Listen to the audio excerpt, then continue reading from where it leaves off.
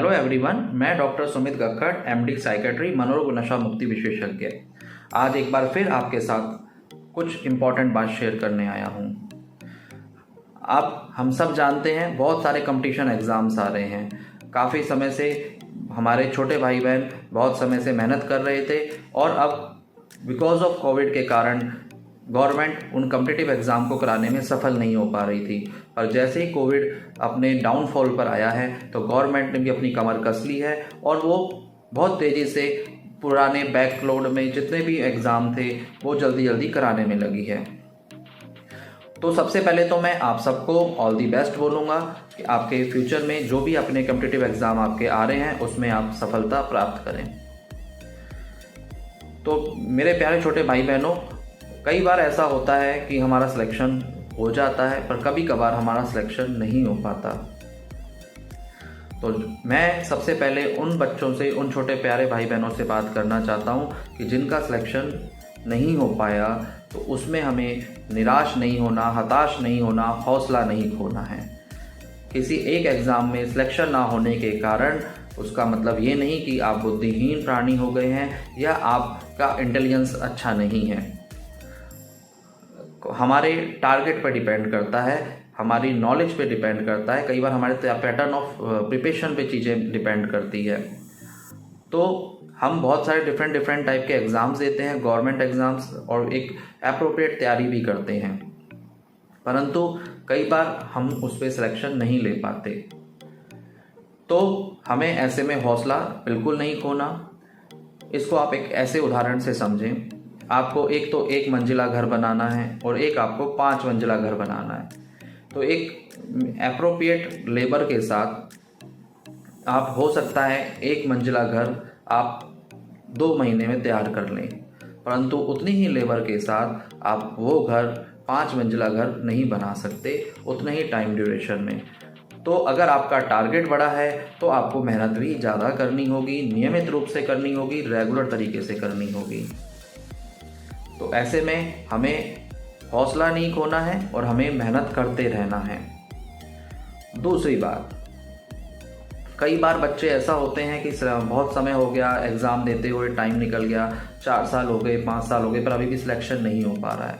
तो सिलेक्शन में 2 चीज़ें काम करती हैं, एक आपकी मेहनत और दूसरा आपका लक।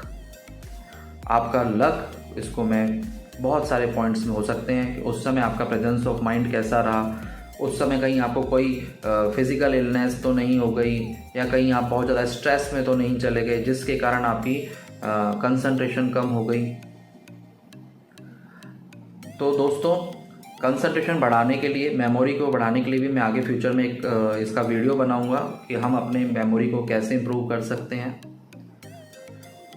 कई बार ऐसी सिचुएशन होती है कि हम हमारे एग्ज़ाम सेंटर पे टाइम से नहीं पहुंच पाते, कई बार हमारे टेक्निकल मिस्टेक्स हो जाती हैं। आजकल ऑनलाइन एग्ज़ाम है तो हम कई बार उसमें टेक्निकली प्रॉपर वो एग्ज़ाम नहीं कर पाते, तो इसके कारण भी हमारी परफॉर्मेंस अच्छी नहीं आ पाती। तो ऐसे में निराश ना होएं।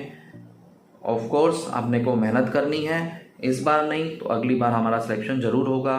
कोई भी गलत कदम ना उठाएं। कई बार चूँकि बहुत समय हो जाता है एग्ज़ाम देते हुए, तो कई बच्चे ऐसे होते हैं, कई छोटे भाई बहन ऐसे हैं कि उनका सिलेक्शन नहीं हो पा रहा है। तो मैं ऐसे उन लोगों से कहूँगा, उन बच्चों से कहूँगा कि बच्चों, शिक्षा का काम रोज़गार देना नहीं है, शिक्षा का काम जागरूकता देना है, अवेयरनेस फैलाना है। अगर आप गवर्नमेंट में किसी जगह सेलेक्ट नहीं हो पा रहे हैं, समहाउ कोई भी सिचुएशन है, कोई भी कंडीशंस हैं जिसके कारण आपका सिलेक्शन नहीं हो पा रहा, तो इसका मतलब ये नहीं है कि आप काबिल नहीं हैं। अक्सर कई बार ऐसा भी होता है कि बहुत से लोग गवर्नमेंट जॉब में सिलेक्शन होने के बाद कुछ महीने या कुछ साल जॉब करके उसमें रिज़ाइन करके वापस अपना कोई प्राइवेट सेटअप स्टार्ट कर लेते हैं और या फिर कोई अपने पुराने फैमिली बिजनेस को ही आगे ले जाते हैं। तो हमारी शिक्षा का काम हमें जागरूक करना है, अवेयरनेस देना है, नॉलेज देना है। हमारी शिक्षा का काम ज़रूरी नहीं रोज़गार मिले। तो इसलिए अगर आपका सिलेक्शन नहीं हो पाता तो हमें रास्ता बदलने की ज़रूरत है। मेहनत करने वालों की कभी हार नहीं होती है। आप रास्ता बदल के देखो, आपको फिर जीवन में ज़रूर सफलता मिलेगी। तो आज के लिए बस इतना ही। तो मैं आप सभी बच्चों को ऑल दी बेस्ट कहूँगा। आप बहुत अच्छा एग्ज़ाम में सिलेक्शन अच्छा करें, अच्छे मार्क्स लाएं। बाई चांस सिलेक्शन नहीं होता तो हौसला ना खोएं, किसी तरह का मानसिक तनाव में ना जाएं, अवसाद में ना जाएं, किसी तरह का कोई गलत स्टेप ना उठाएं, क्योंकि कोई एक एग्ज़ाम आपके जीवन की उपयोगिता को ख़त्म नहीं करता। आज के लिए इतना ही। Thank you.